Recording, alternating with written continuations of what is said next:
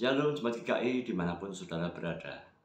Pada saat ini marilah kita bersama-sama berdoa sebelum kita merenungkan sabda Tuhan.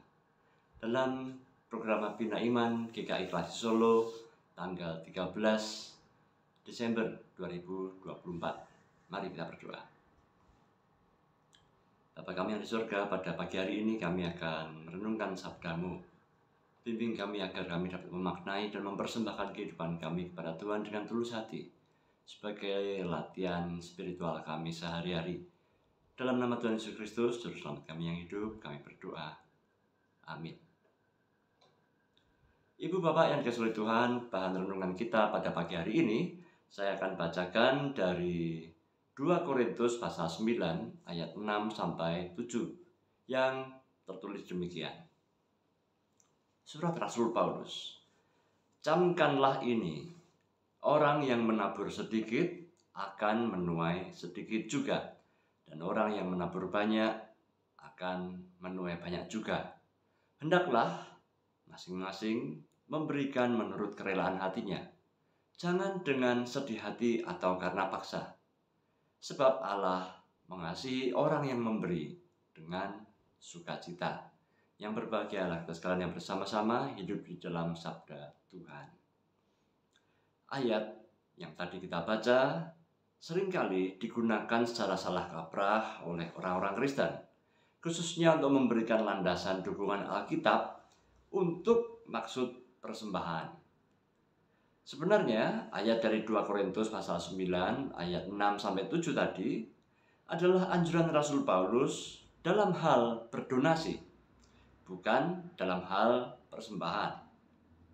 Donasi yang dimaksud oleh Rasul Paulus dalam hal ini adalah pengumpulan dukungan dari berbagai macam sumber di pos pekabaran Injil yang dilayani oleh Rasul Paulus. Untuk apa? Untuk mendukung jemaat Yerusalem yang sedang mengalami kesulitan. Karena memang jemaat Yerusalem mengalami situasi politik yang sedang tidak kondusif. Nah, sebaliknya persembahan itu lebih dimaksudkan sebagai sebuah latihan spiritual. Ini adalah hal yang berbeda dari donasi yang kita baca ayatnya dalam 2 Korintus 9 tadi.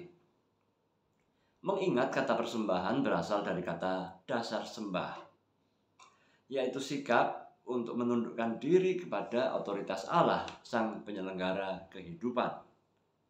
Allah lah sang Tuhan dan kitalah hamba-hambanya. Sebagai hamba, kita telah dipelihara dan kita diberi kepercayaan untuk terlibat dalam penyelenggaraan kehidupan yang baik di dunia.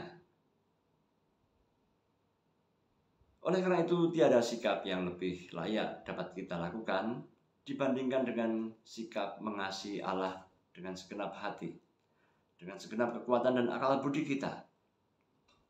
Sikap syukur adalah sebuah ungkapan kasih kita kepada Sang Tuhan, yaitu Allah, Sang Penyelenggara kehidupan. Dialah Sang Tuhan kita. Oleh karenanya persembahan yang dilandasi dengan syukur adalah alat bantu untuk mengungkapkan cinta kita kepada Tuhan.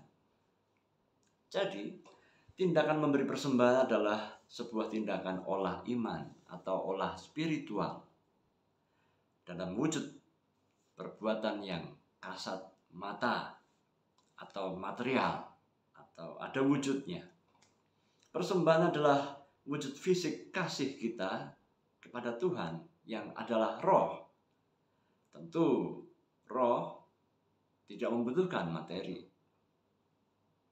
Tentu Tuhan tidak membutuhkan uang kita, ya. Tetapi wujud itu adalah sebentuk simbol material yang bisa mewakili cinta kita.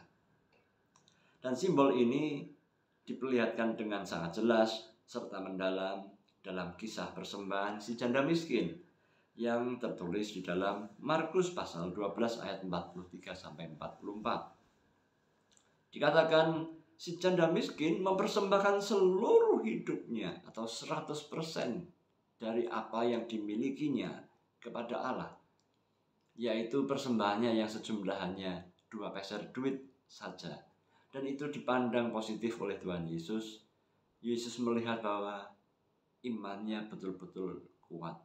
Iman si janda ini betul-betul pasrah kepada pemeliharaan ilahi.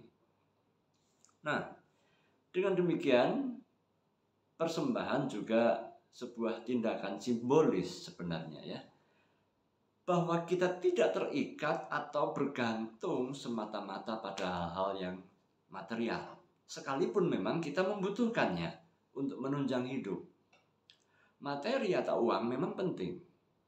Namun, materi atau uang bukan penentu atau segala-galanya yang membuat kita masih dapat bertahan hidup sebagai manusia di dunia. Uang adalah alat bantu untuk memudahkan atau mendukung fasilitas hidup manusia. Dan kasih pemeliharaan Allah sajalah yang membuat kita masih bisa hidup sebagai manusia hingga hari ini. Dan hal itu ditegaskan oleh Tuhan Yesus dalam sabda Tuhan yang tertulis dalam Matius pasal 4 ayat 4. Ada tertulis, manusia bukan hanya hidup dari roti saja, tetapi dari setiap firman yang keluar dari mulut Allah. Kesalahkaprahan tentang persembahan juga terjadi pada banyak orang Kristen yang menganggap bahwa persembahan itu seperti pajak. Padahal persembahan bukan pajak. Oleh karenanya kita harus memberi persembahan atau kolekte dengan sukarela, bukan dengan suka-suka sampai dipaksa-paksa. Nah, itu juga bukan ya. Jadi bukan juga suka-suka, bukan juga dengan rasa terpaksa. Juga bukan dengan niat untuk mendongkrak martabat alias pamer kesombongan. Ibu bapak yang dikasihi Tuhan, hari ini kita juga diingatkan bahwa persembahan juga bukan sebuah alat investasi surgawi. Ayat yang tadi kita baca, orang yang menabur sedikit akan menuai sedikit juga, dan orang yang menabur banyak akan menuai banyak juga. Bukan dimaksudkan pada maksud bahwa persembahan seperti seolah-olah sebuah investasi. Persembahan justru membangkitkan keinginan kita untuk tidak berpamrih pada berkat Tuhan. Keinginan yang berpamrih justru membuat persembahan tidak menjadi bermakna. Persembahan menjadi tidak berguna, seberapapun besarnya jumlah nominal rupiahnya. Jumlah persembahan di GKI oleh karena itu tidak pernah pasti, tidak pernah fix. Besarnya nominal rupiah hanyalah sebuah simbol syukur saja. Dan jumlah besar serta wujudnya tergantung pada rasa syukur dan keputusan yang Anda gumuli dalam hidup beriman. Apa gunanya Anda memberikan persembahan jikalau iman Anda tidak terbangun? Mari kita berdoa. Bapa kami yang di surga,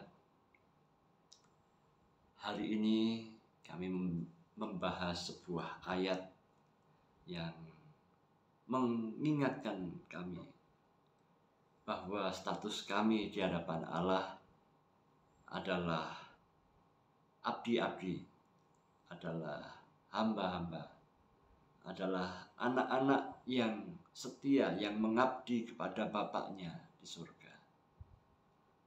Oleh karenanya ya Tuhan, hari ini kami juga kembali diingatkan bahwa kami tidak bisa menakar rasa cinta kami kepada Tuhan hanya dengan sebatas nominal uang atau persembahan semata. Bahkan kami seharusnya sudah selayaknya memberikan rasa cinta kami kepada Tuhan dengan mempersembahkan seluruh hidup kami untuk Tuhan. Tidak ada batasan untuk menakar sebuah cinta. Oleh karenanya Tuhan, kiranya renungan hari ini menepis semua keraguan, juga menepis kami dari semua motivasi yang salah, yang akan mengotori ketulusan cinta kami kepadamu. Dalam nama Tuhan Yesus Kristus kami berdoa. Amin. Selamat beraktivitas, Tuhan memberkati. Amin.